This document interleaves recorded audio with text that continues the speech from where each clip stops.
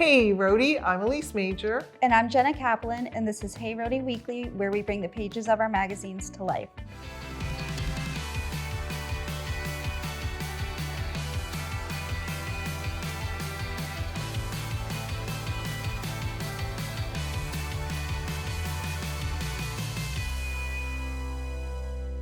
This week we're going to be talking more about who to watch. A Rhody gem in Watch Hill. And sledding around the state. All that and more coming up, so stay tuned.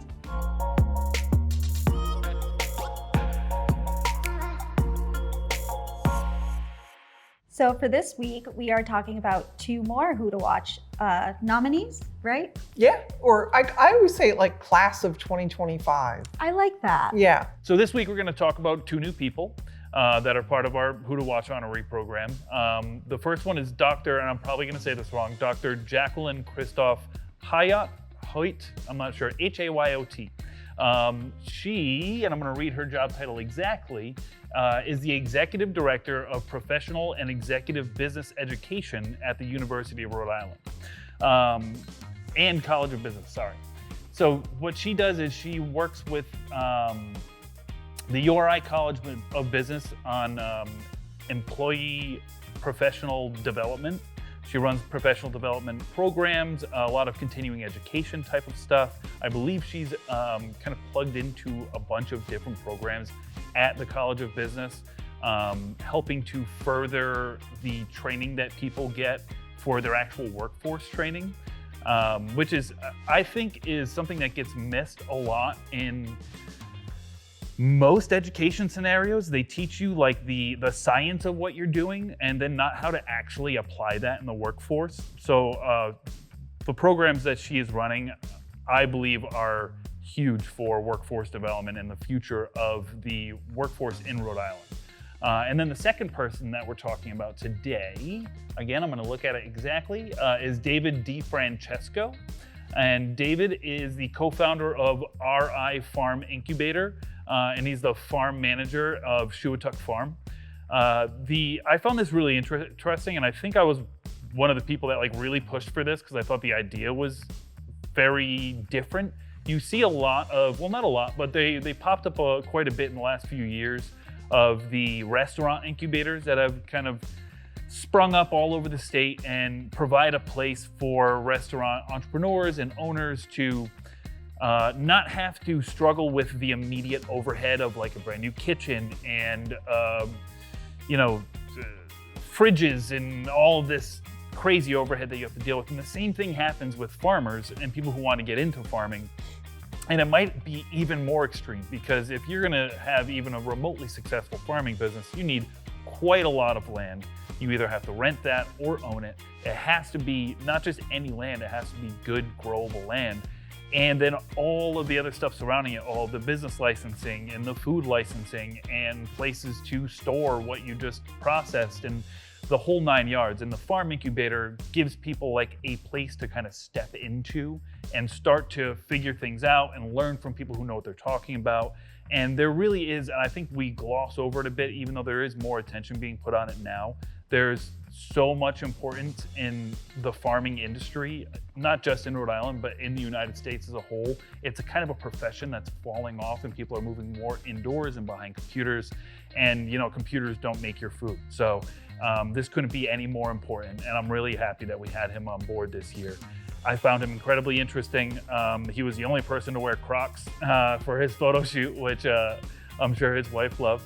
And he's another person that hopefully you would be able to meet if you come to our event at Track 15 in April for the Who to Watch Honorees. So we'll see you then.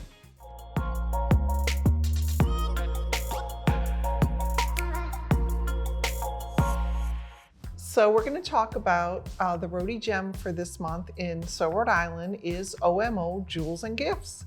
And it is a great gift shop, and it's sort of the perfect Rhody gem because it's another one of these places you're driving to Watch Hill and there's something else sort of in front of it, but if you pull into the parking lot, behold, there is this lovely place full of clothing and cards and stationery and jewels and gifts, and it's very nice. And the owner Joanne, you know, she has been like such a great booster of the magazines for years. So it's always nice to be able to sort of like reciprocate that and, you know, feature a business that, you know, might be off the beaten path.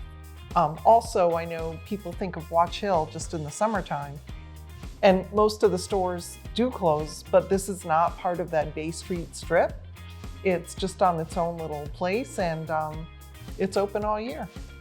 I do have to say, like Watch Hill, I think just the whole, like all of it is kind of a Rhody gem.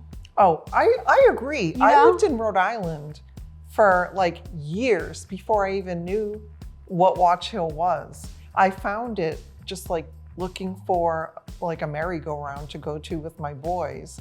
And we drove to Watch Hill and it was like, what is this place? Oh yes, the flying horses. Yeah, I went bananas and I've been like a big, you know, fan ever since. Yeah, like growing up, we would always go. Oh, you would? Oh, Yeah. because you have like that westerly connection. Yeah, and the flying horses, With the brass ring. yeah, and you like lean, it's honestly, Yeah. so you gotta go because there's this month's Rhody gem and then there's also just so many Rhody gems over there. Gems all over the place.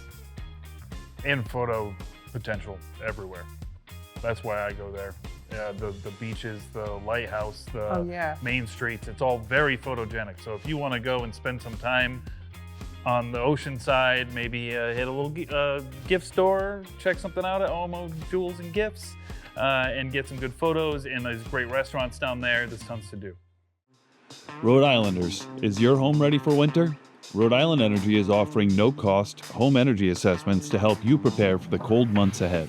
In just 2 hours, an expert energy specialist will evaluate your home.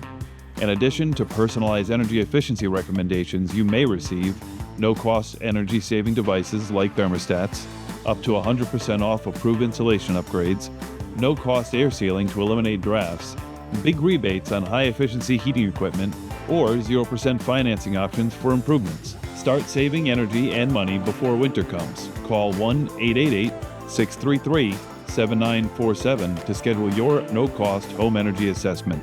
Visit rienergy.com/save-at-home to learn more, or go to the link in our description. Elise, you look like you're ready to go sledding. Okay, maybe not, but no, I'm kidding. The hat? The hat, I know. I'm all ready for winter. And I did compile the sledding guide, which is over 40 places to go sledding in Rhode Island. Take a look. Seasons in New England are fleeting, but winter in Rhode Island is something magical. From December's first flurries to mid-February's snow-covered bliss, we're here to help you make the most of it. Bundle up, grab a sled, and let's dive into the ultimate guide to snowy fun in the Ocean State. First things first, sledding. We've got over 40 epic spots for you to glide, zip, and maybe tumble. Safely, of course. Whether you've got a trusty toboggan, a wobbly saucer, or just a piece of flattened cardboard, there's a hill for everyone in Rhody. Did we miss your go-to sledding hill? Let us know. And whether you're conquering Nutaconconut Hill in Providence or coasting through the Pulaski State Park trails, winter is your playground. So get out there, your snowy adventure awaits. Jewels. Jewels. Jewels. That's why I wore my hat. Oh, I don't think I blinked. So, Nick.